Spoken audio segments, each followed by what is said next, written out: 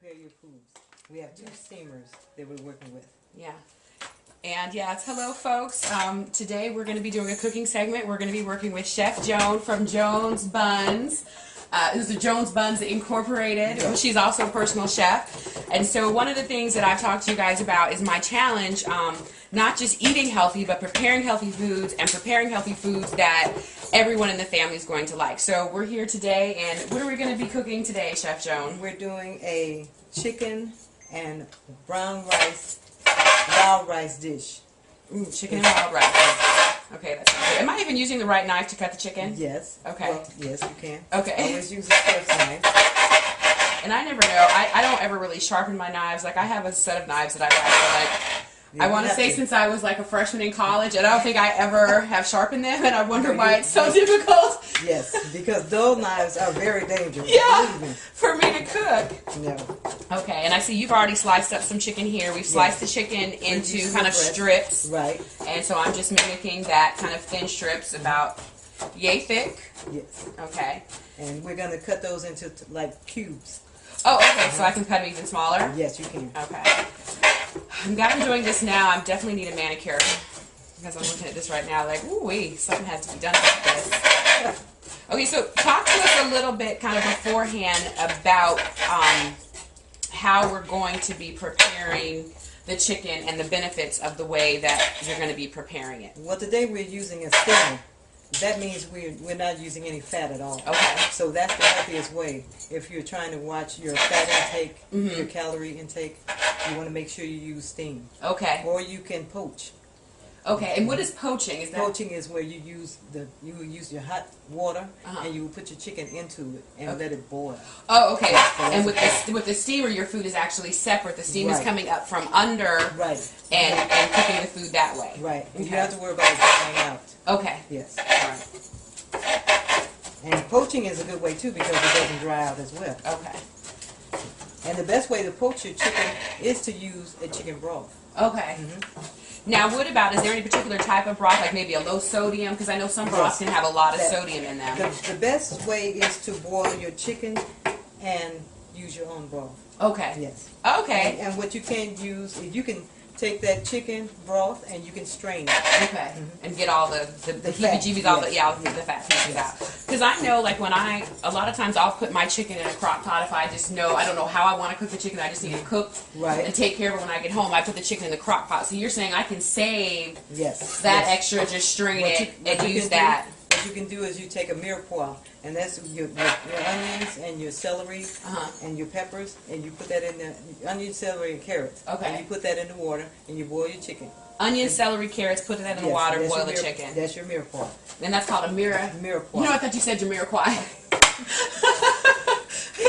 a mirepoix, and that's basically kind of a homemade chicken broth. Yes. Okay, I can take that. That way you control your sodium. Okay. All right, that's a good thing. Now, for people who can't make their own chicken broth, is there any particular kind that you recommend over others? No, not really. I think Swanson. I really don't want to use name brand. Right. But I think they have a good one. Or as long as it's low sodium. As long as it's low sodium. Yes. Okay. All right, I can dig that. Low sodium chicken broth. Yes. Okay. So people eat with their eyes. So that's why we're using 3 different peppers. Because it does look pretty. Yes. And so it's 3 different peppers in here and an onion. Okay. So 3 different peppers and onion. Yes. And we're going to use sea salt, cracked black pepper, garlic, and we're going to use some cumin. Okay. Yes. So it's going to have an Indian. No, it's going to have like a Mexican flavor. Yes. Okay. Yes.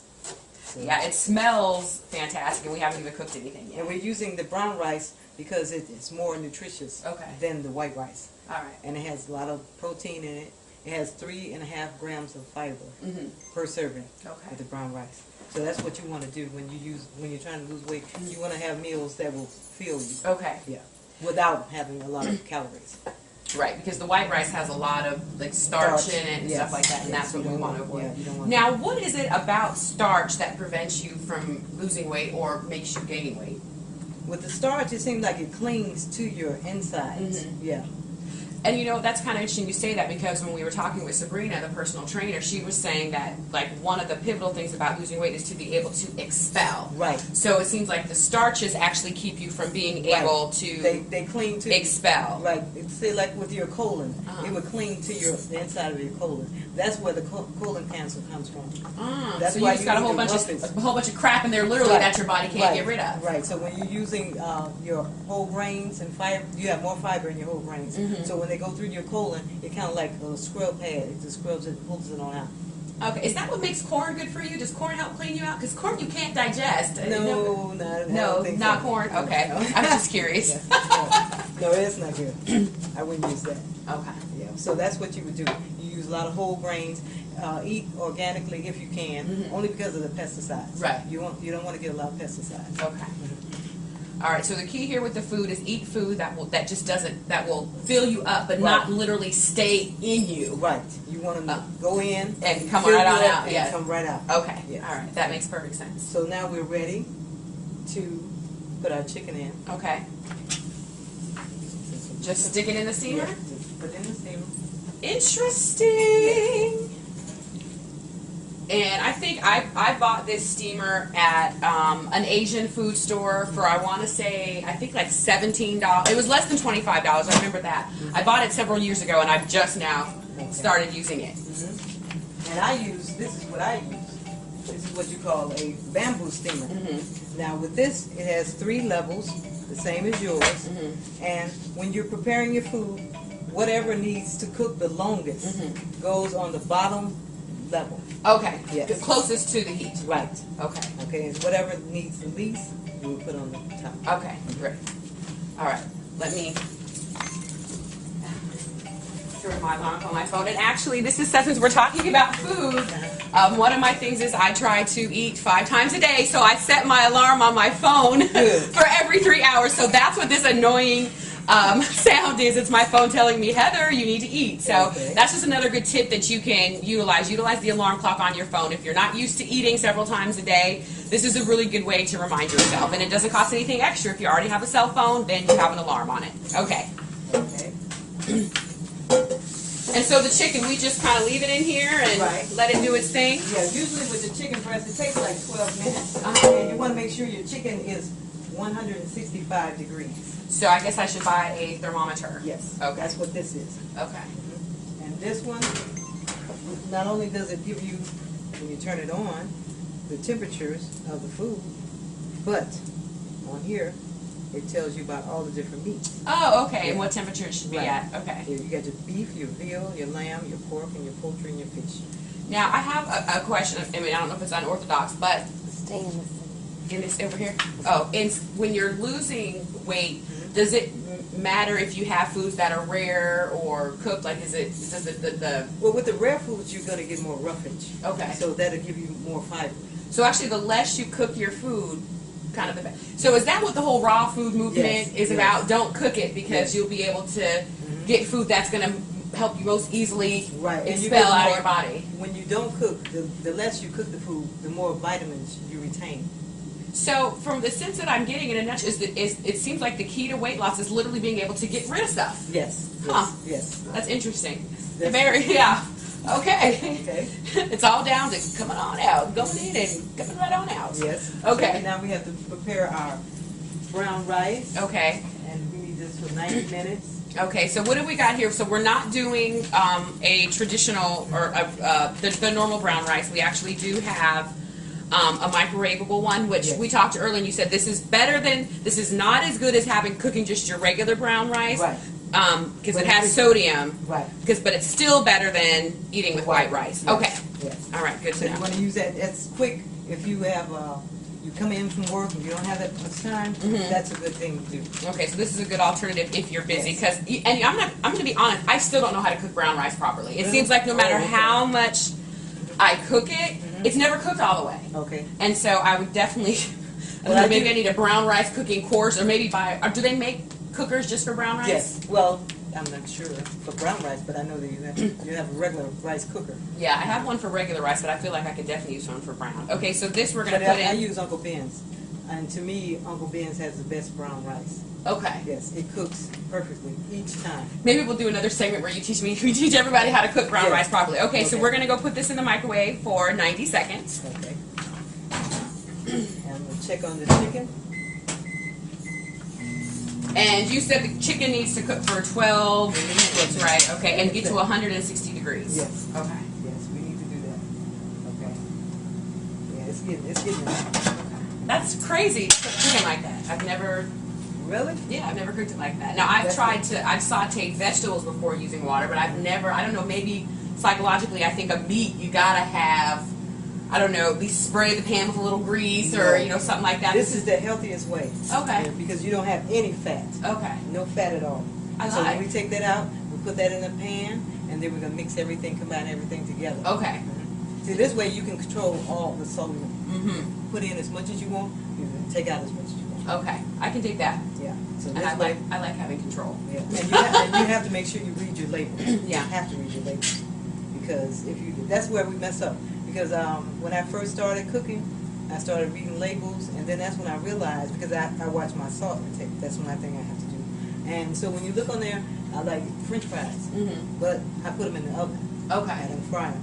And then, you know, you put your salt on there. But when I looked at the ketchup, it has sodium in it. Right, so it was like, what was the point of trying to reduce the salt? So you're getting double sodium. So now, when I prepare my fries, they're sweet potato fries, and I put them in the oven, and I use just a little ketchup. No salt at all. Now, when you cook them, that's another thing. Like, because I've tried to cook potatoes in the oven, and they never seem to cook all the way through. And even when I spray the pan, they tend to stick. So I end up with this. They're not like individual fries. It's almost like a mash of something. What is the key to cooking the potatoes and making your fries in the oven? It's when you take them out, you have to put them right into the pan and right into the oven. So you might be letting them thaw out.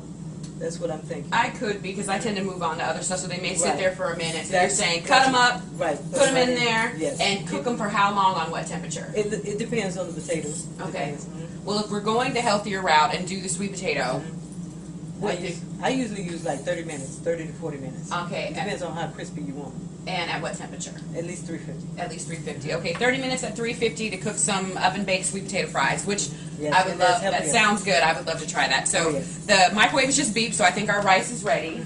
Okay. Yeah, I should get on this spoon or something. Ooh, it's definitely very hot. Okay, be careful. Yeah. It smells really good, though. I just want to make sure it's cooked. Okay, it's cooked. All right. I think this is the first time I've actually cooked brown rice where it came out decent. Maybe this is my key, is using the instant ones, at least for now. So do I go ahead and dump this into the pot, or do we need to? Yeah, you can put that in the pan. Okay. Smells really good, and it looks really good. Okay. Okay. You leave that to the side, and then we're going to put this. See, we're going to put everything together. Okay. This is going to be like a one-pan dish. And I like that. I like getting everything. But I like bowls that have everything mixed together, like little smorgasbords. And like I said, then we're going to, once the chicken gets out, then we'll put in our salt, garlic, and our black pepper. So add seasoning after, as opposed to, because I always tend to season my meat first. Yes. You have to season and taste. Okay. That's the way it is. All right. See, that's what people do. They cook, but they don't taste. So I never let anything go out of the kitchen without tasting it first. Okay. We don't want to make anybody sick, or we want to make sure it tastes good. Yeah. And see, people eat with their eyes. And you see, you look at that dish, you be like, oh yes, I would love to eat this. It looks wonderful.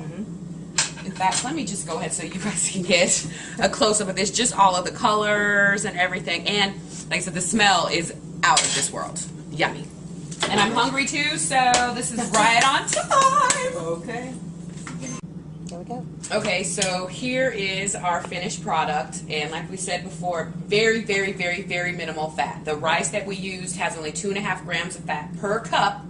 So presumably you probably won't be eating a cup of this in a serving anyway. That's true. So let's go ahead and have at it again. Again, this is really, really, really, really, really it was steamed. And it was steamed. And I did want to say, you know, one of the things I know I'm just really, really excited about it, but I'm excited because I said before, one of my biggest barriers to this weight loss was the cooking. And, you know, I'm a person that has a zest for life. I like to try all types of different things. I like to be able to have diversity and variety. But my cooking, I did not have the knowledge or the skills to be able to cook things in a diverse way. So I feel like what you've done is you've kind of opened the door to showing me that I can have just as much variety and spunk in my food as I do in my wardrobe, as I do in everything else. So it fits with my life, with my personality. Whereas before, it didn't take but 12 minutes. It fits in with my lifestyle. So I feel like this is the first step towards conquering what I feel has been one of the biggest barriers to me. You know, getting down to the weight that I would like to be at. So I'm really excited. This way you'll have fun. Yeah. And you'll have food that has flavor. Yes, and I love to eat. Yay! Go good, healthy food. Oh, yes. Yeah, wonderful. Okay, one more. So our next segment, we're going to do 4 meals in 20 minutes. Nice. So we can do a lot in a short amount of time. That's always it's a all great about thing the to prep. do. You do your prep work ahead of time, and you just put your meals together. All right. Well, Chef Joan, thank you Thank so much for sharing your knowledge with me today. I think that both for myself and I think, you know, all the viewers, this is an eye-opening experience for us. Thank you. And we will let you have the recipe. Okay, most definitely. Okay, yeah, so it will be 100pounddash.com. The recipe will be there. Even the secret sauce? Yeah, even the secret sauce. All right. All right, thank you. All right, folks.